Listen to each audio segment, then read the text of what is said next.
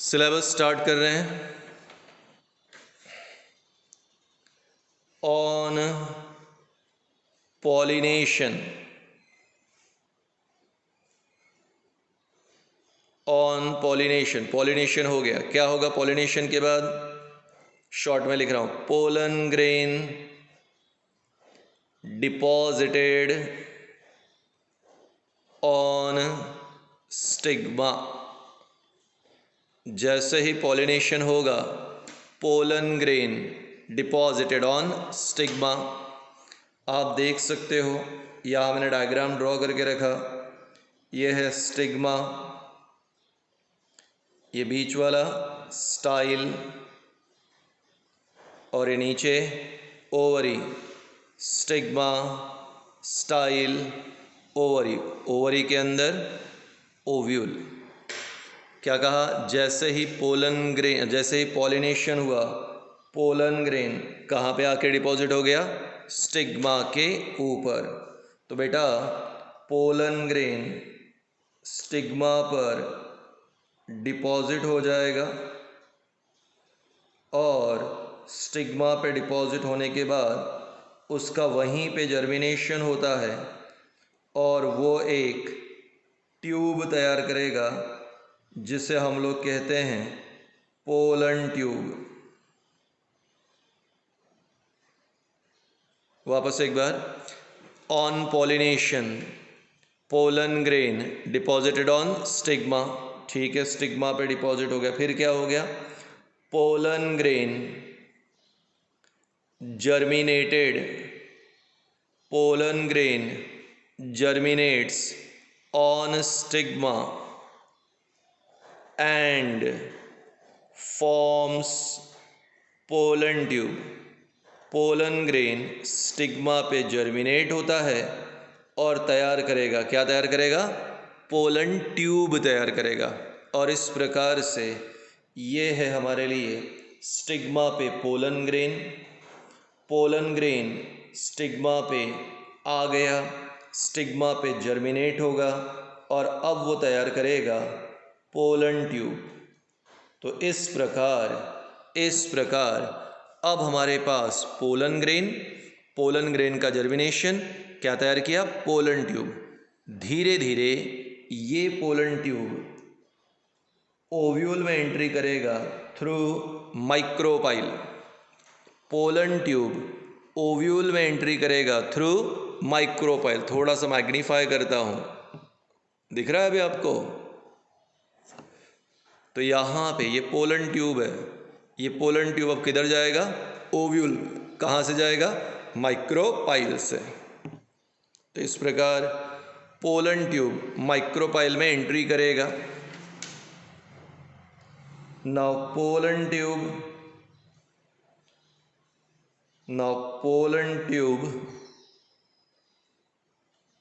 moves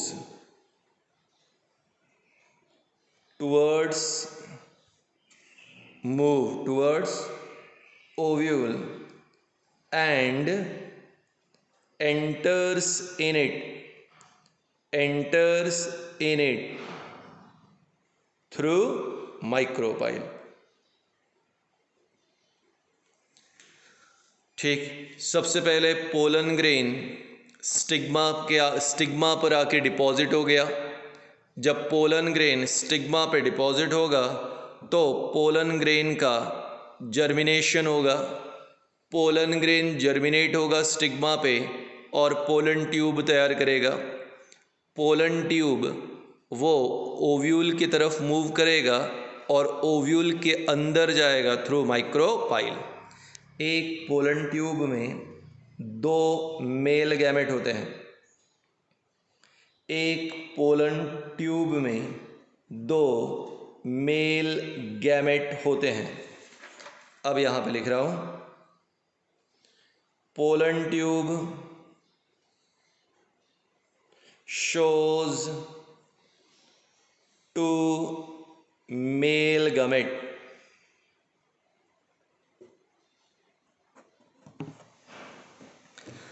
अब देखो, इस प्रकार से पोलन ट्यूब अंदर आएगा माइक्रोपाइल से, और माइक्रोपाइल से अंदर आने के बाद अपने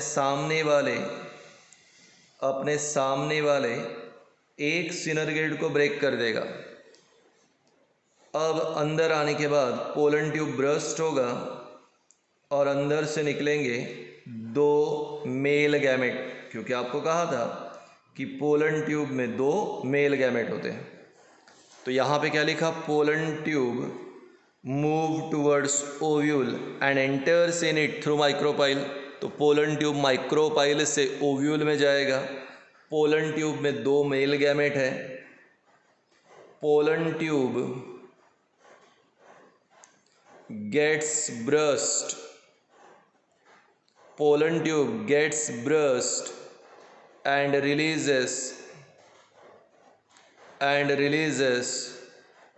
2 male gamete।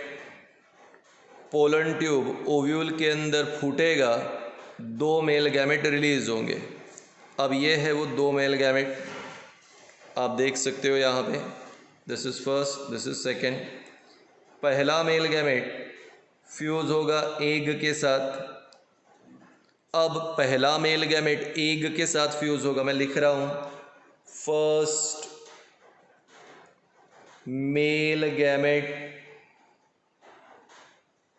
आप तो जानते हैं गैमेट हैप्लॉइड है, फ्यूजेस विथ एग, एग भी हैप्लॉइड है।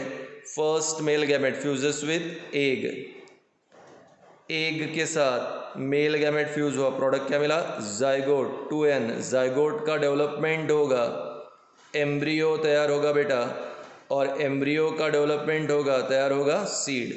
तो male gamete fuses with egg, product zygote, zygote का डेवलपमेंट एम्ब्रियो, एम्ब्रियो का डेवलपमेंट हुआ तो क्या मिलेगा, सीड। इस प्रकार पहली बार फर्टिलाइजेशन हुआ, जाइगोट मिला, जाइगोट का डेवलपमेंट एम्ब्रियो, एम्ब्रियो का सीड। अब ये दूसरा मेल गैमेट ये फ्यूज होता है पोलर न्यूक्लियस के साथ। दूसरा मेल गैमेट पोलर न्यूक्लियस के साथ, इंपॉर्टेंट क्वेश्चन है, बोर्ड में आएगा।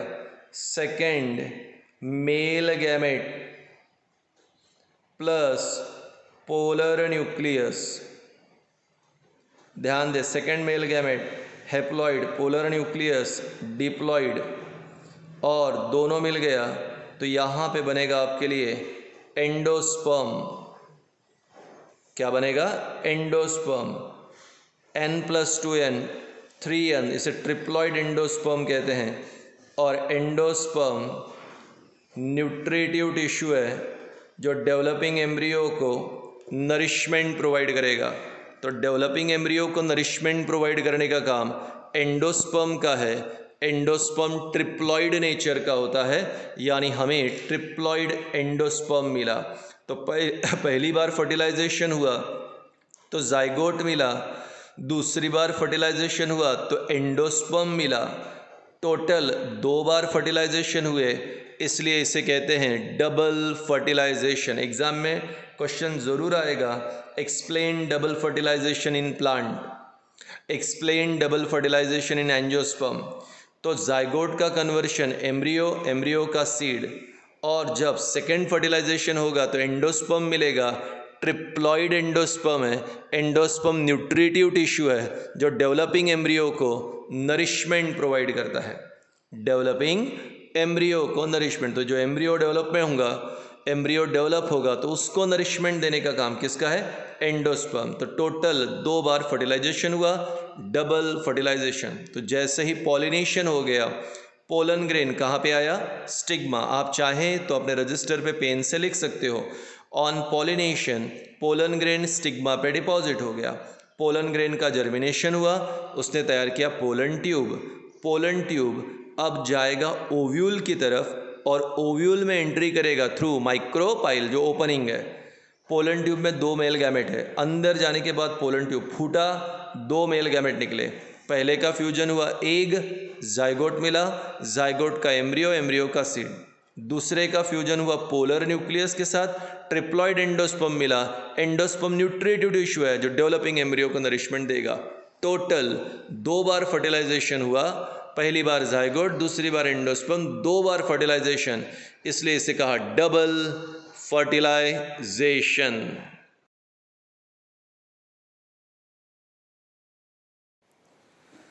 चलिए अभी नेक्स्ट टॉपिक स्टार्ट करते हैं। अभी ऑलमोस्ट हमारा हाफ चैप्टर एंड होने को आया। अब हमारा नेक्स्ट टॉपिक है यहाँ पे फ्रूट। जैसे कि आपने कार्पेल को स्टडी करते समय ही सुना था, जब ओवरी मैच्योर्ड हो जाएगी, ओवरी राइपन्ड हो जाएगी, तो उसका कन्वर्शन हो जाएगा फ्रूट। तो मैं लिखता हूँ मैच्योर्ड और राइपन्ड ओवरी, मैच्योर्ड और ripened ovary is called as fruit. जब ओवरी पक जाए या ओवरी मैच्योर्ड हो जाए तो उसे फ्रूट कहते हैं। यानी दुनिया के सारे फ्रूट्स कैसे बनते हैं? ओवरी से। मैच्योर्ड और ripened ovary is called as fruit. और बेटा फ्रूट में दो भाग होते हैं, एक होता है पेरिकार्प और दूसरा seed. Seed plus pericarp, seed plus pericarp मतलब हो गया फ्रूट। चलिए देखो, अभी फ्रूट में सबसे बाहर की जो लेयर होती है उसे कहते हैं इपिकार्प। बीच वाला जो लेयर होता है उसे कहते हैं मीजोकार्प। और सीड के ऊपर जो हार्ड स्ट्रक्चर होता है उसे कहते हैं एंडोकार्प। तो इपिकार्प, मीजोकार्प, एंडोकार्प तीनों को मिला के क्या बन जाएगा? पेरिकार्प। इपिकार्प, मीजोकार्प, एंडोकार्प तीनों को मिला के क्या बनेगा? पेरिकार्प। सो मैच्योर्ड और ripened ovary is called as fruit. ठीक है, फ्रूट कितने भाग से बना? दो, पेरिकार्प और सीड। पेरिकार्प तीन भागों से, इपिकार्प, मीजोकार्प, एंडोकार्प। ठीक है, अब हम मैंगो का एग्जाम्पल लेते हैं। अभी जो मैंगो आ गया, पका हुआ बड़ा आम लाए, छिलका निकाल के फेंक दिया, यानी इपिकार्प फेंक दिया, मीजोकार्प आप खा लोगे, और गुटली के ऊपर, सीड के ऊपर जो हार्ड कवरिंग है उसे भी फेंक दोगे। तो कुछ फ्रूट में हम इपिकार्प खाते हैं, कुछ में मीजोकार्प खाते हैं, कुछ में दोनों भी खाते हैं, लाइक दैट। टमाटर में कुछ भी फेंकते नहीं है, इपिकार्प, मीजोकार्प, एंडोकार्प सब खा लेते हैं, इवन सीड भी खा लेते हैं। सो मैच्योर्ड और ripened ovary is called fruit. Fruit में दो भाग, पेरिकार्प और सीड। पेरिकार्प में तीन, इपिकार्प, मीजोकार्प और एंडोकार्प। ठीक है, अब आगे, अब नेक्स्ट है हमारे लिए सीड। आप तो जानते हैं ओव्यूल जब मैच्योर्ड हो जाएगा तो ओव्यूल के कारण ही क्या बनेगा? सीड। चलिए देख लेते हैं अभी सीड कैसा होता है। सीड में इस प्रकार से दो कॉटिलेडॉन होंगे, डाइकॉट में दो कॉटिलेडॉन। अब मैंने यहाँ पे सी लिखा, सी का मतलब होता है कॉटिलेडॉन, और ये बीच में यहाँ पे रहेगा embryonic axis. embryonic axis. This is called as plumule, epicotyl, hypocotyl, radical।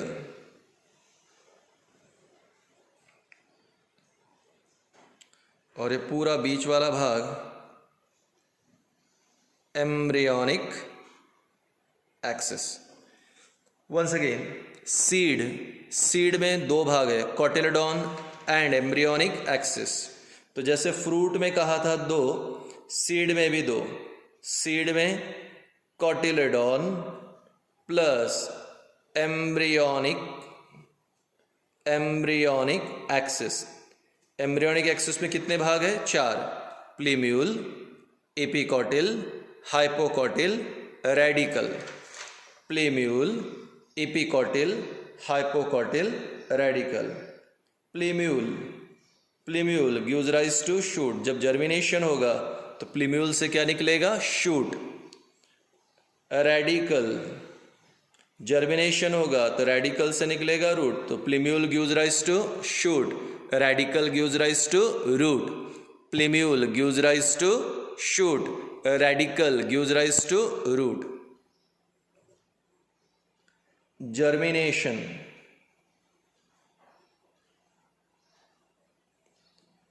conversion of seed to plantlet. Plantlet यानी बहुत ही छोटा सा plant. The process of conversion of seed to plantlet is called germination. Germination दो प्रकार का, hypogeal germination, epigeal germination. If the seed remains within soil after germination, if the seed remains within soil after germination, then it is called hypogeal germination.